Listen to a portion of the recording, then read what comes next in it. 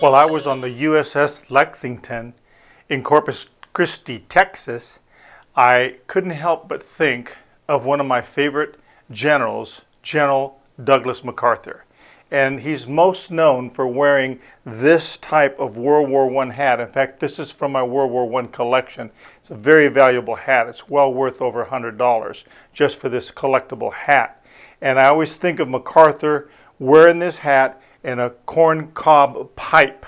And he left the Philippine Islands in haste because he was commanded to leave by Roosevelt because the islands were going to be invaded by the Japanese, and he couldn't afford to lose such an important general and those officers under him. And so I'd like you to see this clip that will kind of brief you on what took place at World War II and the taking of the Philippine Islands and the reaction that Douglas MacArthur had at that time.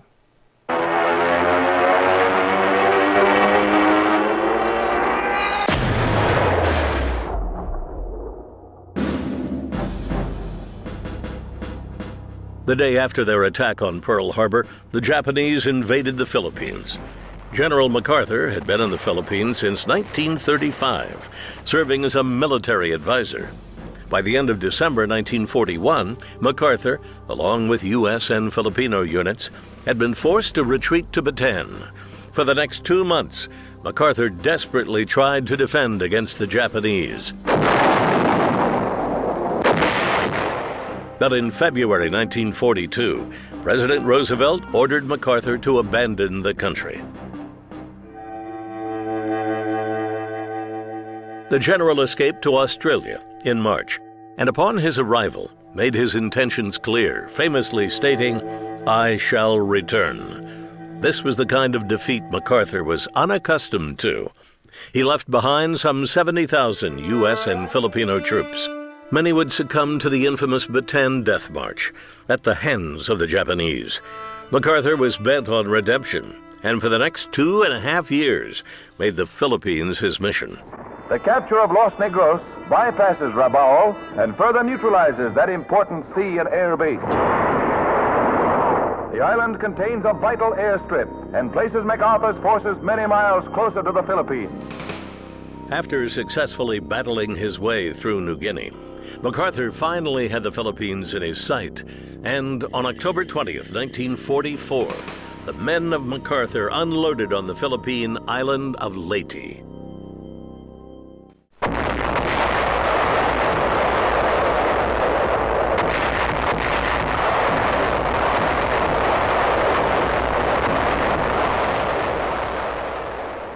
Hours later, General MacArthur did exactly what he said he was going to do 2.5 years earlier. But now, fulfilling his pledge to the Filipino people, General Douglas MacArthur has returned, accompanied by overpowering military strength and by every able-bodied man who, under orders, left the Philippines with him. "I shall return" had become "I have returned." But the general's determination to make good on his promise would become legendary, recalled with pride in the years following the war. Directing the attack, the general seemed to be everywhere at once. Every day, at some point in the front lines, his men would spot the familiar faded field marshal's cap and the outsized corncob pipe. In his 6-decade-long military career, Douglas MacArthur's accomplishments were prolific, but it's the image of him wading ashore onto Leyte, corncob pipe in hand, that faded field marshal's cap.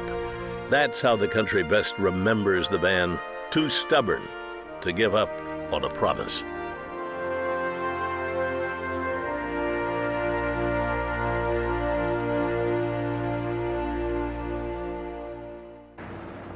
To the people of the Philippines whence I came, I shall return. One of the motivating factors for his return is to see the decimation that had taken place and what he knew would happen by the Japanese coming onto that island. And it was horrendous, the lives that were taken, not only of Americans, but Filipinos. And so his gut level emotion was that I've got to stop this atrocity taken place by the Japanese invading army. Now, in like manner, when we think of the saying, I will return, we cannot help but reflect, for those of us that know the Lord, Jesus himself saying that he would return. The scripture is full of the second coming of Christ. Did you know there are more passages involving the second coming than there were the first coming as Jesus the Messiah? The second coming, he comes as King of Kings and Lord of Lords. He will come as a reigning, ruling monarch, and he will right all the wrongs that are in this world that we're frustrated about.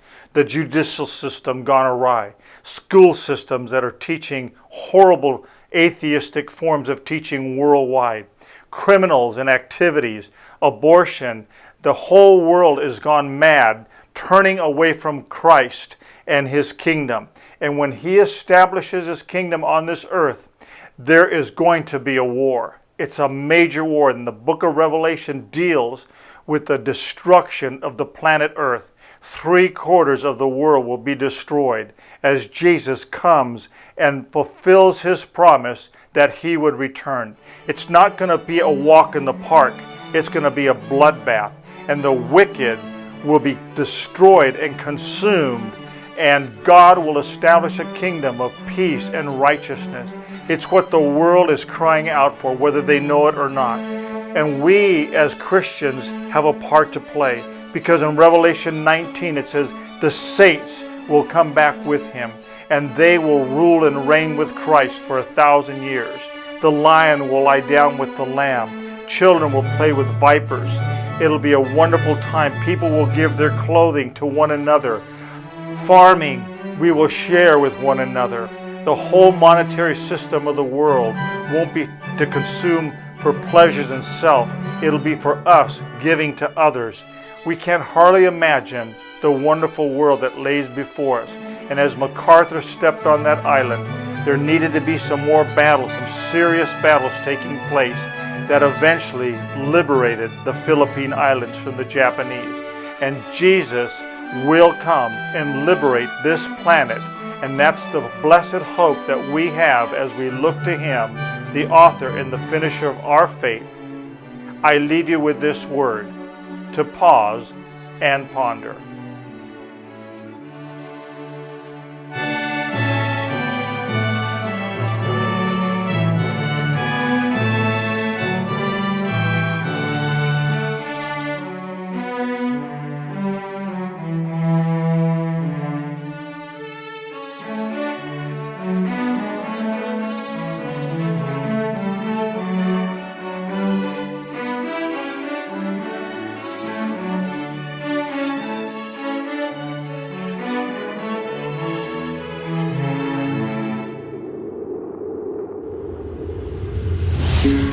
Thank you.